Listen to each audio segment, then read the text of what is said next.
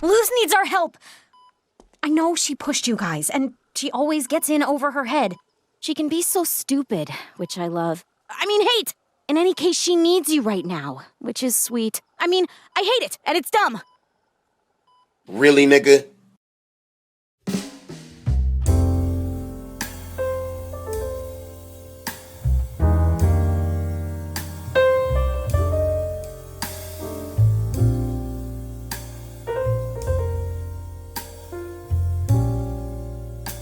Well, with a few shows wrapping up their recent seasons, I feel it's time I give a second look to some of them and give them some second thoughts. This is a show where I look back on series I've given full reviews on to see if they still hold up. Now, I won't go over all shows I've covered, Lord knows this video is long enough, just some that have recently ended their seasons. This won't include those I haven't covered in a long period of time, so sorry to She-Ra, though the final season was really good. I also won't be covering shows that are meant to be comedic with no overarching narrative or major sense of growth to the characters. Just basically no sitcoms. I should also warn you that there will be major spoilers for these seasons, so I would suggest watching those seasons before watching this video and then coming back later. But let's not waste any more time. This is Second Thoughts.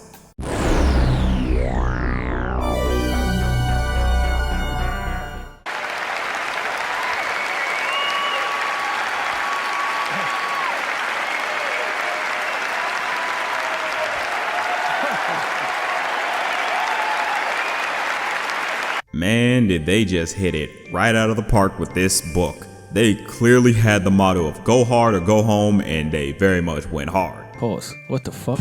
We don't get a lot of the train cars this season, mainly due to the fact that this is focusing way more on the characters and their dilemmas, which was a good payoff. At first, I really was not too keen on our main protagonists, Grace and Simon, this book. They just seem so self-indulgent in their ways and pretty unlikable, especially with how they screw people's homes up. But I honestly came around to Grace pretty fast when I noticed her maturity she developed with Hazel.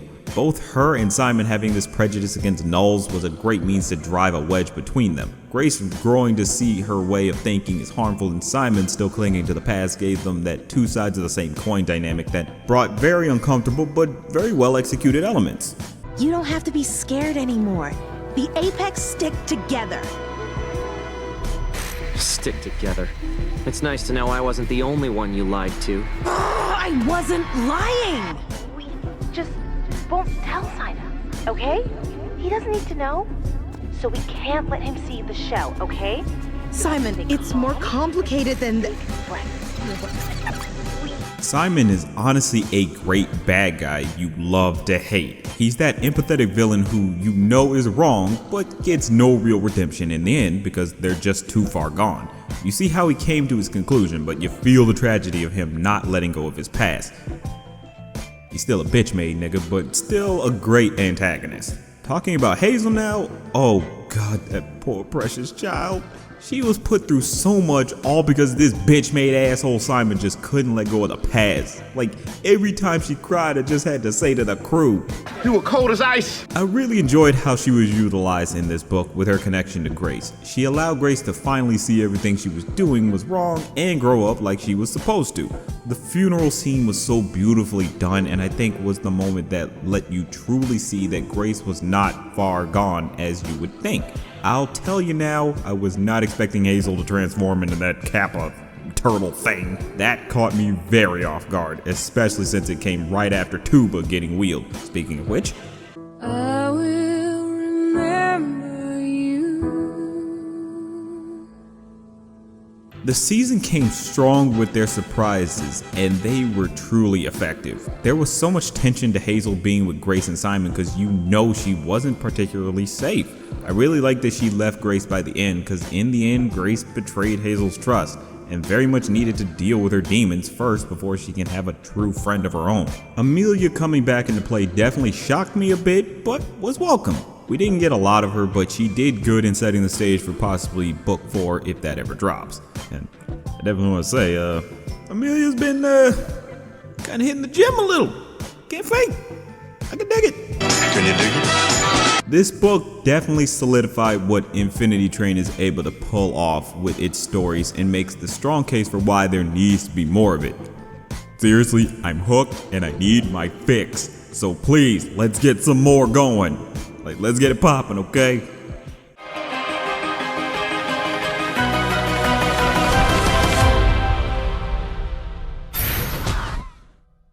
Can't fake. I ended up becoming really invested in this show, like damn near obsessed. I'm kinda at the point I'm theorizing like I'm awestruck Fox of the Round Table. This show just managed to pull me in big time. When I first reviewed it, I only really had the first episode to go off of, and that did its job well in getting me interested. I did complain that the lesson it was trying to tell was too on the nose and obvious, but I think I see it was more to get it out of the way as to make way for everything else. I'll admit the first half of the season was good. You know, it's enjoyable and it has fun characters and moments, but it was definitely the second half that got me way more invested. There was such good use of intricate details that gave the show a good sense of rewatchability. So much so that when you notice it on multiple viewings, you just think, oh, I see what you're doing, okay, I see what you're doing. It just puts things into a nice perspective. The format of the episodes can be a bit odd, by which I mean the plots. It has that A-B plot formula that can run a bit weak. You can have an episode where it focuses on Luz learning magic and or on some type of adventure, and then you just get moments in that episode where King is just messing around with some plush toys. It doesn't add anything and it just feels like filler. It's not bad, but it's just the B plots could be more interesting is all I'm saying. Like I said, my philosophy is just if you're gonna have A plot, B plots, you kinda should have the B plot either play into the A plot or be just as interesting. That's just where I stand on that type of front. The characters had very fun dynamics to them, and it was pretty fun to think what would happen next in the story for them. Luz works as a great means to see the world of the Boiling Isles and find out more info about everyone else. Plus, she's just an adorable bean. I mean, just look at her. Ida! This one says witch with a dark side. But this one says I'm an otter with a dark side. I'm coming at you with a blast of fire. What do you do?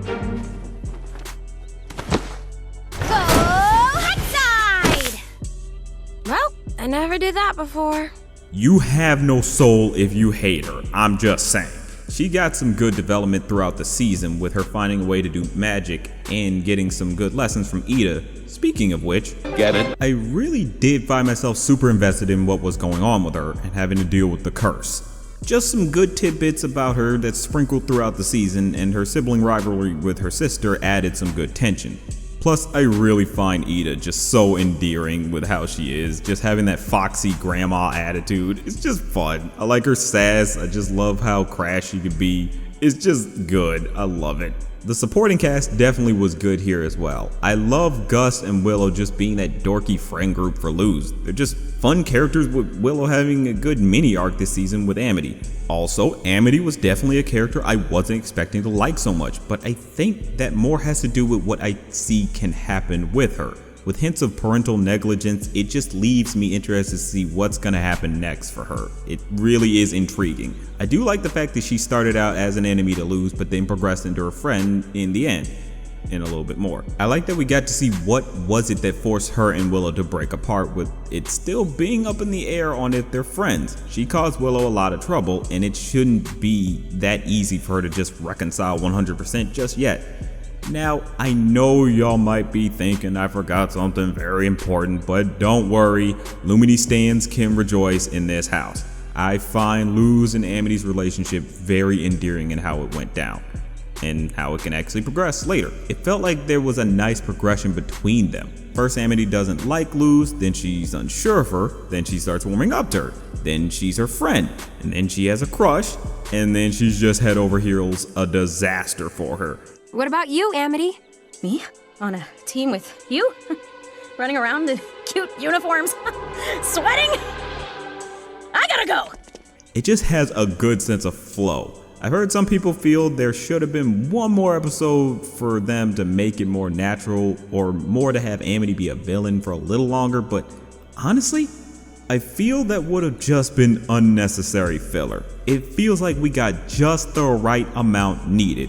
Plus, it leaves enough open for next season. Big hopes it goes well. Now to talk that finale, cause boy did they hit some major points to build on for next season. Emperor Bellows leaves a nice enough impression to get you to wonder what's his whole shtick. Knowing that he wants to open the portal raises many questions that I'm very invested in finding out about.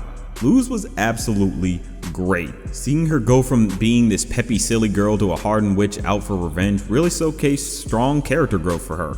A note I realized for the finale was that Luz didn't crack one joke throughout. There was definitely humor, but Luz was not the direct means for it. It gives the impression that she's really taking this being a witch thing seriously now, and also how far she's willing to go for those she cares about, which this season has been building on. Hell, she literally destroyed her only means to get home. It was just such a great character moment. Lilith betraying Ida in the penultimate episode and then doing the right thing in the finale was honestly understandable to me. When she cursed Ida, it was in the vein of she was an ignorant kid who didn't know any better. I can easily see what she thought at the time was for her benefit. She's not an evil person, she just has a bad sense of judgment, especially since the curse wasn't made exactly clear how it worked. I'm interested to see how she handles being in this new dynamic with Luz and especially Ida and part of this whole crew they got going, if they go that route. I'm hoping they do. I do want to have some genuine tension between her and Ida, like maybe there's just no major trust between them. That's honestly something I'm really hoping they do. Now, the finale wasn't without flaws. It did feel like there could have been more to it. Like there was supposed to be something that built towards a lot of things happening, like Lilith turning on the Emperor so abruptly. If this was an hour-long finale, then I think it would have been perfect. It's possible that was the original plan, but the network or just plain higher up said no. But as a truly wise man once said, "Don't quote me, boy, cause I ain't said shit." For what we got, it was a good means to cap off the series. This overall was a great season with slight hiccups here and there, but you can chalk that up to first season jitters. Next season has me pretty hyped to see what's in store for these characters and their world.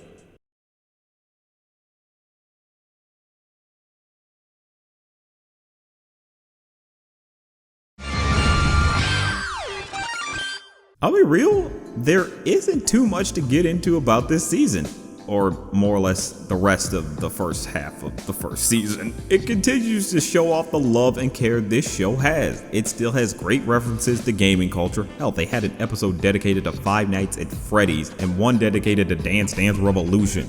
Like, you just can't say there's no appreciation to gaming here. There was one thing I feel I gotta mention, and that being the clip show episode though. It does feel strange that there was a clip show episode in just the technically first season of the show. I get them trying to make it more interesting by having it act like a YouTube poop, but it just leaves you feeling that you're not getting much out of it. But this season does have some genuine heartfelt moments that put some perspective on the characters like Five and his family history. I did not want to come here today. You and everything in this store make me think about my dad. And thinking about him is a reminder that he's not with us. And still won't be for a very long time. Oh, Hector. I promised myself that the next time I came here, it would be because he was home from prison. And we were a family again. Okay, then what are you doing here? Because my dad isn't here, but you've made sure his legacy is. My Sit Down and Think podcast that I recorded with the crew, which you should all check out by the way, made it very clear that this season was going to have strong character moments. It even made me like Mitch, which I thought was impossible. I did not see Mitch actually having a heart, but I'm glad there was some nuance to his character. He falls in that category of a jerk with a heart of gold, mainly due to how he can treat certain people, like when he gives Ridley a way out of getting her mind erased, or how he looks out for his family. Miko got some good moments as well, like her bond with Ridley. I liked that she was given some introspection about her insecurities, like being seen as weird by her peers. A big reason for that is the fact that she can't get her memories erased like everyone else can. But I will admit, I wish we got a bit more of that, but you know, you gotta have some intrigue for the next season, especially with how the finale went. But I will say this, I really like how they expanded on what exactly being a glitch tech can be. Like, I like that there are actually different factions that they kind of have a bit of a rivalry with each other for, especially even though it's for pretty petty reasons. Can you guys please explain where in the rules it says techs can't catch glitches in other towns? Oh, it's not in the rule book. It's not? It's kind of a house rule Jonesy and I came up with back in the day. To keep techs like Phil from stealing other techs' glitches. I did not steal Kadama. He came to me. After you lured him from me! But seriously, support this show. It's funny, it has a unique sense of world building, also a bigger narrative to it that's shrouded in mystery. You don't get shows like this often, and we need these more creative projects to thrive. So it's a definite must watch. For real, renew Glitch Text. Let's get it poppin'.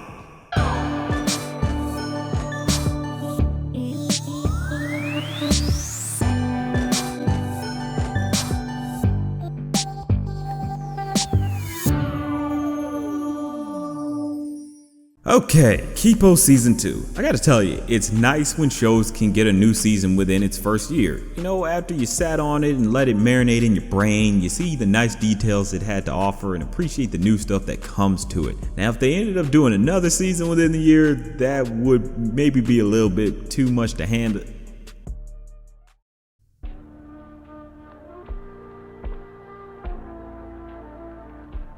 God damn it! Oh! Well, whatever. There's some time between when that new season drops, so in the meantime, Season 2. It definitely went further and beyond with story and characters. From my interview with the creator, which you should check out by the way, the Golden Girls with Goats thing did not disappoint. It just adds to the pure fun of this world, even though it's supposed to be an apocalyptic one. But who says the end of the world can't be fun? There was this great expansion on Kipo's backstory, particularly her family, which also gave some strong scenes for Scarlett. Seriously, he's such a great villain.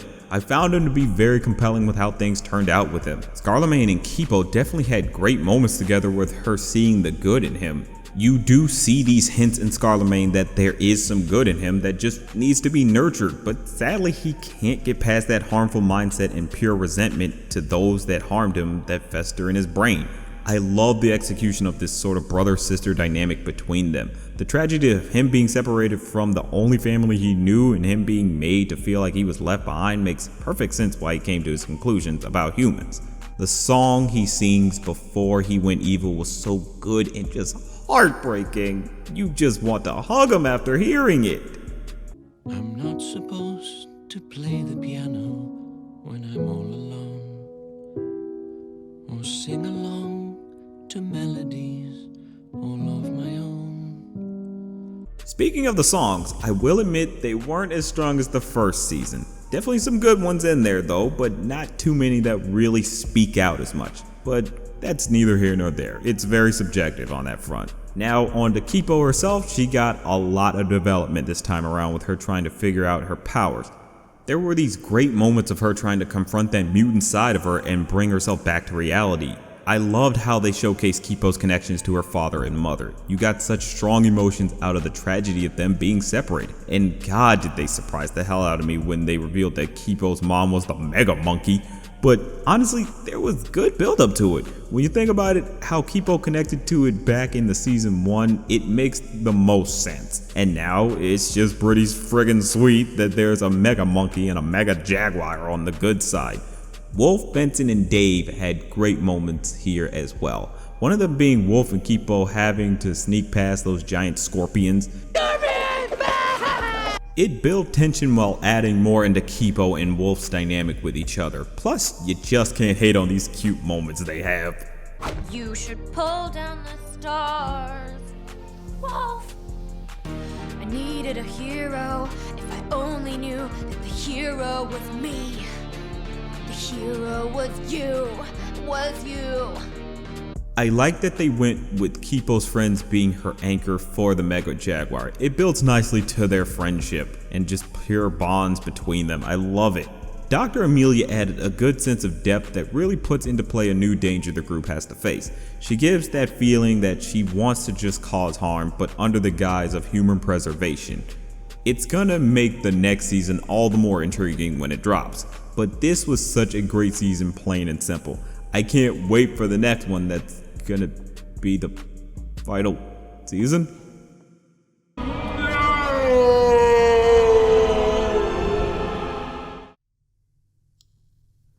But that was second thoughts. Tell me what you all think in the comments, and also make sweet love to that subscribe button.